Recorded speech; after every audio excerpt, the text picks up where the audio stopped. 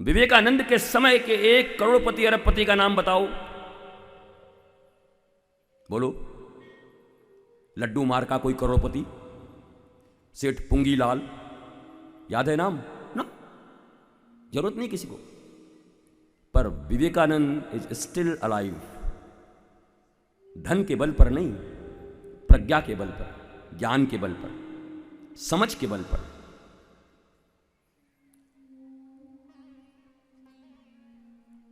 धनवान तो राजस्थान के बड़े बड़े राजा थे, खंडहर हैं, इमारतें हैं, उनके औलादों के पास चूना कराने के भी पैसे नहीं हो उन इमारतों का।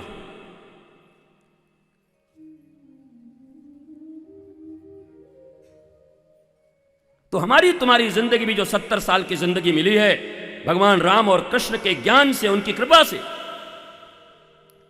इन 70 सालों में जीते जी ही मुक्ति पानी है। मरने के बाद मुक्ति होगी नहीं होगी मैं नहीं जानता, क्योंकि श्रीमद् भागवत की कथा में धुंधकारी जब मरा तो धुंधकारी का भाई गोकर्ण ने गया में जाकर 100 बार उसका श्राद्ध किया, फिर भी प्रेत बना रहा। अगर गया में श्राद्ध कर देने से किसी प्रेत की मुक्ति होती है तो भागवत क्यों झूठ बोल रही है? प्रश्न है तुमसे। श्रीमद् भागवत में 100 बार अपने भाई के मुक्ति के लिए गोकर्ण ने प्रयत्न किया, लेकिन उसके बाद भी भाई प्रेत बना रहा। वाई, किस लिए?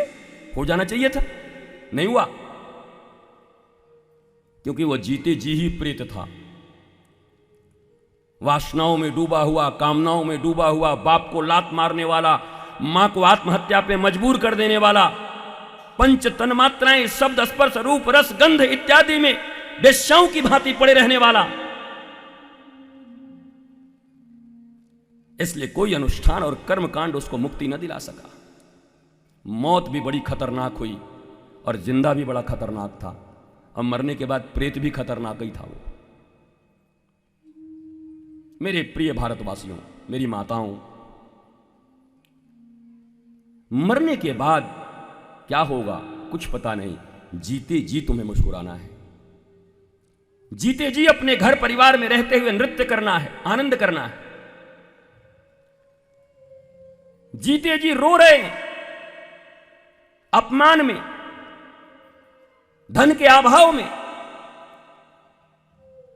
बच्चों के एडमिशन के लिए, फ्यूचर के लिए, शरीर के रोग से दुखी हैं, पड़ोसी का मकान हमसे बड़ा है, हमारे पास नहीं, हम रो रहे हैं।